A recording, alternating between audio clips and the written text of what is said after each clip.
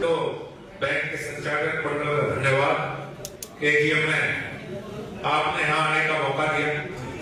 कई साल हो गए कि आपके हमेशा बुलाते हैं, इसके लिए आपका बहुत बहुत आभार, बहुत बहुत धन्यवाद। और दूसरी बात, आपको बधाई। आज उत्तर प्रदेश में सभी कोऑपरेटिव बैंक पश्चिम उत्तर प्रदेश को छोड़कर करीब करीब डूब गए। वहां इस मुजफ्फरनगर शामली कोऑपरेटिव बैंक को बचाने के लिए इस संचालक मंडल ने जिस तरह से कार्य किया, उसके लिए आपको बहुत बहुत बधाई और साधु। आज बहुत सी बातें अच्छी बात थी कि कम से कम किसानों की तरफ से पहली ये देखी, इसमें किसानों की तरफ से भी या जो सोसाइटी के स्तर पे कोऑपरेटिव की राजनीति करने वाले लोगों की तरफ से भी सुझाव ये और बेहतर आ सकते थे, लेकिन उसके बाद ये हो जाता है कोई सुझाव चलते रहे, वो चलते रहे, तो सुझाव और बेहतर हो सकते हैं। ये एक अच्छा प्रयास है, मैं इसके लिए चेयरमैन साहब को बधाई देता हूँ। कम से कम हमें भी तो समस्याओं का पता लगे। 2-3 बात आज ऐसी नहीं आई जिनका सही मायने में तो मुझे भी नहीं पता था कि नहीं भाई ये किसान की समस्या है और इस समस्या का समाधान कहीं न कहीं लखनऊ के स्तर पर या दिल्ली में केंद्र सरकार के स्तर पर समस्याओं का समाधान होना चाहिए। नहीं समस्या है, लेकिन मैंने एक बात भी समझ में आई, इसमें कुछ समस्या होती है जिनका समाधान कोऑपरेटिव बैंक का डायरेक्टर कर सकते हैं, संचालक मंडल। लेकिन कुछ समस्या ऐसी है कि जो उनके हाथ में नहीं है, वो सरकार के द्वारा आदेशित किया गया है, वो कम से कम जनप्रतिनिधियों के माध्यम से सरकार के पास तक पहुंचनी चाहिए। वैसे तो आप लोग, मैं भी महेश्वरी जो हम बात कर रहे थे, हमारी राजनीति तो बहुत सीधी साधी है, लेकिन आपकी राजनीति को वाकई पढ़ना है। आप लोग हमसे बड़े राजनीतिक हो, इसमें कहीं कोई तो राजनीति हो। तो ये बात तो पहले भी समझ में आ गई थी, चुनाव के बाद विशेष रूप से समझ में आ गई और ज्यादा जिस तरह से। लेकिन कोऑपरेटिव का अपना महत्व, ये इतना बड़ा विषय है। मैं 2.5-3 साल केंद्र सरकार में कृषि राज्य मंत्री रहा और उस समय कोऑपरेटिव कृषि मंत्रालय के अधीन एक विभाग था, छोटा सा, वो 3-4 करोड़ में छोटा सा विभाग था और मल्टी स्टेट कोऑपरेटिव की रजिस्ट्रेशन और ये सब चीजें वहीं को होती। तो मेरे 2.5 साल कभी समझ में नहीं आया कि कृषि मंत्रालय के अंदर कितना बड़ा विभाग है। हम रूटीन में 2.5 साल कट गए, चूंकि कोऑपरेटिव का ज्ञान नहीं था, क्योंकि उत्तर प्रदेश में कोऑपरेटिव का हम लोगों ने थोड़ा सा बचा कर रखा। पश्चिम उत्तर प्रदेश में, पूर्वी उत्तर प्रदेश में तो कोऑपरेटिव को करप्शन सारी खाई गई थी। लेकिन जब 2019 में यह मंत्रालय बना और आदरणीय अमित शाह जी इस मंत्रालय के मंत्री बने, तो हमारी समझ में आया कि कोऑपरेटिव कितना बड़ा विषय, कितना बड़ा सब्जेक्ट। 2 लाख पैट्स की स्थापना की बात हो या कोऑपरेटिव पूरे सेक्टर को मजबूत करने की बात, जिस तरह से भारत सरकार अब कोऑपरेटिव पर काम कर रही है और कोऑपरेटिव के माध्यम से किसान को लाभ पहुंचाया जा सकता है, इसमें कहीं कोई दो राय। इसके उदाहरण महाराष्ट्र और गुजरात में तो बहुत देखने को मिलते हैं, लेकिन हम धीरे धीरे इस देश में भी बाकी हिस्सों में विशेष रूप से हमारे यहाँ भी कोऑपरेटिव बेहतर होते जा रहे हैं। जैसे बात आई थी विधायक जी की तरफ से कि पहले तो जब शुरुआत मंत्री बना 2014 में एक बात ही समझ में नहीं आई थी। 2017 तक एक बात रही कि लोग आते थे बस सोसाइटी का सचिव पैसे लेके भागा, कहीं 50 लाख रुपए लेके भागा, कहीं 1 करोड़ रुपए लेके भागा। कई साल तो समझ में नहीं आया कि पैसे लेके कैसे भाग सकता है। आप सबके आशीर्वाद से जब से सरकार बनी है, कम से कम ये बातें खत्म। लेकिन मेरा सुझाव पूरे संचालक मंडल को भी और विशेष रूप से कोऑपरेटिव के सभी अधिकारियों यहाँ मौजूद हैं, जहां कुछ समस्याएं हैं पुराने, इन बातों के लिए उनका समाधान करना हम सबका कर्तव्य है। और मैं निवेदन करूंगा सभी संचालक आप यहाँ मौजूद है और तो फिर भी आपको कुछ करना पड़ेगा। मैं उदाहरण के तौर पर कहता हूँ, दुल्हरा गांव का मामला है। दुल्हरा गांव में जो घोटाला हुआ, घोटाला क्या सचिव ने किसान फंस के, किसानों को कोई गलती नहीं थी। इतने बड़े चेयरमैन साहब और मेरे द्वारा खूब प्रयास, लेकिन आज तक हम सहयोग न मिल पाने के कारण अधिकारी को उस मामले को हल नहीं कर पाए। जब आपको पता है कि किसान की गलती नहीं है, तो क्या जायज काम भी हम नहीं कर सकते? किसान हम और आप इसलिए चुने गए। मैं संचालक मंडल से विशेष अनुरोध करूंगा, कल की बैठक में इस बात को रखें, अधिकारियों को सबको बुलाएं, आप अपने हजम प्रस्ताव पास कर दीजिए, कम से कम ये करना बंद कर देंगे अधिकारी। ऐसे मामले और भी होंगे निश्चित रूप से, मैं तो एक गांव का आपको कह रहा हूं। तो ये निवेदन जरूर है कि जहां आपको लगे कि किसान हितों को फैसला लेना है और आपकी आत्मा साफ है, पहले की तरह भ्रष्टाचार रहेंगे, तो कम से कम वो फैसले अधिकारियों को साथ बैठा के वो फैसले लेने का प्रयास आप लोग करें। एक निवेदन हो रहे थे आपसे सारे संचालक मंडल से, हम जो अभी पता लगा 2300 कुछ करोड़ का टोटल हमारा बैंक है, हम शुगर मिल को काफी लोग दे रहे हैं, ठीक है, उसमें कहीं कोई होगा, लेकिन कोऑपरेटिव बैंक जैसे किसान का बैंक जो हमारा फोकस होना चाहिए, छोटे लोग किसान को क्या आवश्यकता है, एनिमल हस्बेंड्री है, डेयरी है, पिगरी फार्म है, या जो छोटे काम या किसी को ट्रैक्टर लेना, इसमें कहीं ना कहीं मैं देखता हूं कि कोऑपरेटिव बैंक के जो कर्मचारी हैं वो इस बात पर ज्यादा ध्यान देते हैं। उनका फोकस एक बात करते हैं, मैं शुगर मिल इकट्ठे 200 करोड़ ले ले, हमारा पीछा छूट गया।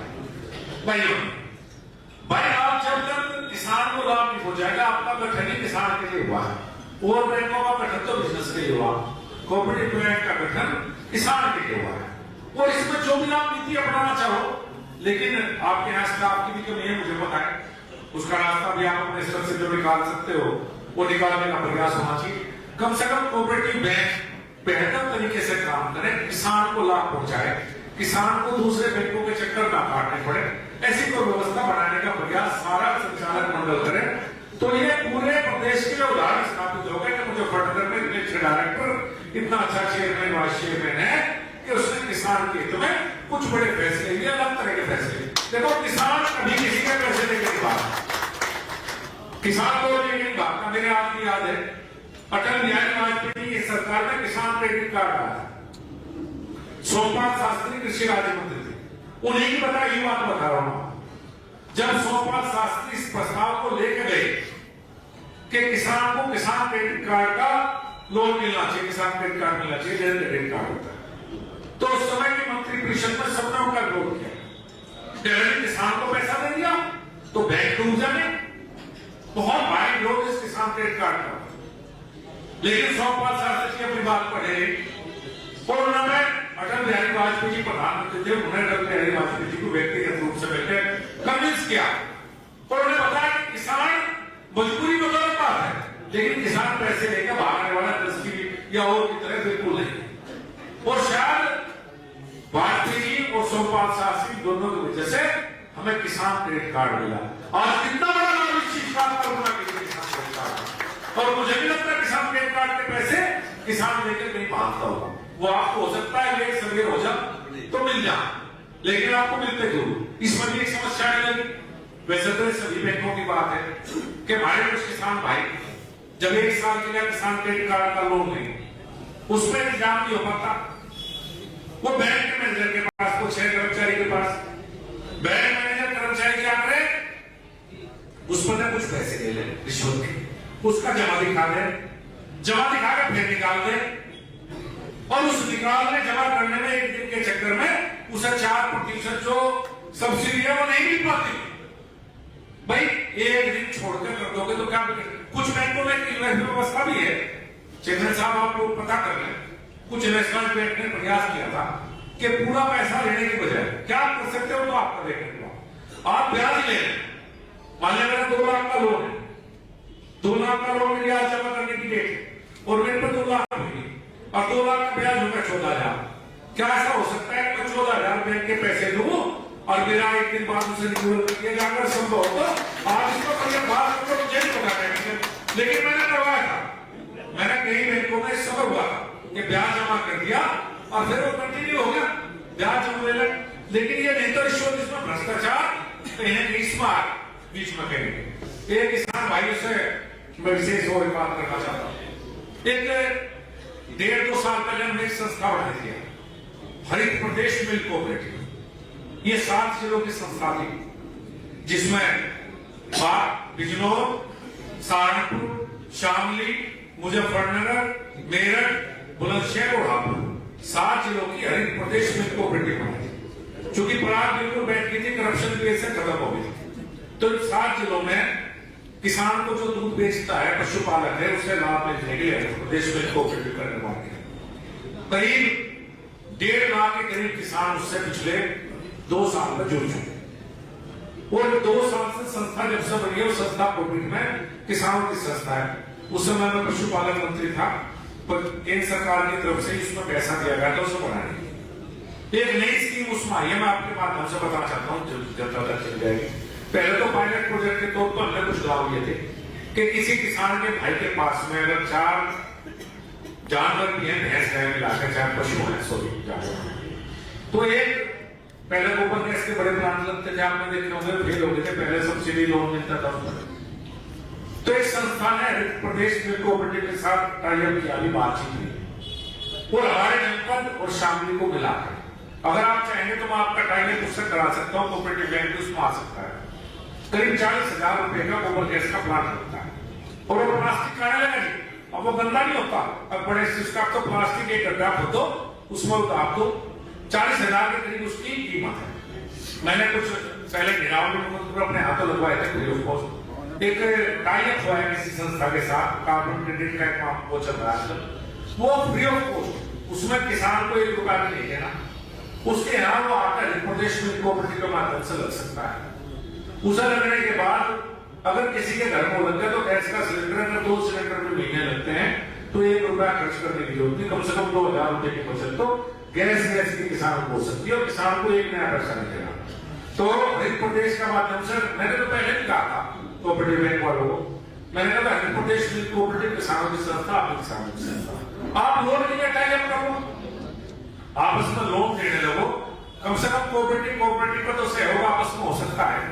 तो मेरा अनुरोध है अगर इस पर कुछ बात हो सकती है तो चेयरमैन साहब इस मामले को एक बार देख लें। एक बात हो रही है, बहुत शार्प बढ़िया बात है पास है कि अगर किसान यूरिया लेने जाता है तो उसे नैनो यूरिया दिया जाता है। किसी ने बात किया नीचे से गई, मैं आपको अनुरोध कर लूं, ये लेटर मैं अधिकारियों के पास भिजवाता हूं। भारत सरकार का स्पष्ट निर्देश है कि किसी भी किसान को जबरदस्ती नैनो यूरिया नहीं दी जा सकता, उसकी इच्छा है। और अगर इस जिले में ऐसा हुआ तो ये बिल्कुल ठीक नहीं है भाई। आप सब अधिकारी को सुनना भाई, इस बात को विशेष रूप से, और वो आदेश आपके पास ना पहुंचाओ तो आदेश की कॉपी में आज ही भिजवा दूंगा। स्पष्ट आदेश है, किसान की इच्छा है नैनो यूरिया की रहने तो ले, जबरदस्ती किसान को नैनो यूरिया नहीं मिल सकता। एक प्रधान जी की तरफ से बात आई थी, 2 बैग के दिए थे, मैं आपकी बात से सहमत हूं। बीच में कुछ समस्या शायद कुछ दिन के लिए थी, ये स्थायी रूप से नहीं है प्रधान जी, ये जितना है बीच में कुछ शायद कुछ समस्या थोड़े दिन के लिए भी आई थी कभी, लेकिन ये कोई स्थायी नहीं है, मेरे ख्याल से ठीक होगी। अगर ये बात भी आपकी ठीक है, अगर आई भी थी तो जिसके ज्यादा जमीन है उसे ज्यादा मिलनी चाहिए थी, 2 बैग में कुछ नहीं होता। लेकिन मेरे ख्याल से टेम्परेरी समस्या थी या ज्यादा लंबी समस्या थी, तो बात तो बहुत है, लेकिन कुछ एक वो 3-7% की तरफ से की बात आई, लेकिन मुझे बताया नहीं बात केंद्र सरकार से जुड़ी बात है। 1-2 बात और है, जो यहाँ की बात है वो यहाँ करेंगे और जो दिल्ली और स्तर के प्रयास है वहां से करेंगे। एक बार फिर समस्त संचालक मंडल कोऑपरेटिव बैंक के अधिकारियों का हमें यहाँ बुलाने के लिए बहुत बहुत धन्यवाद, आप सबका बहुत बहुत आभार। तो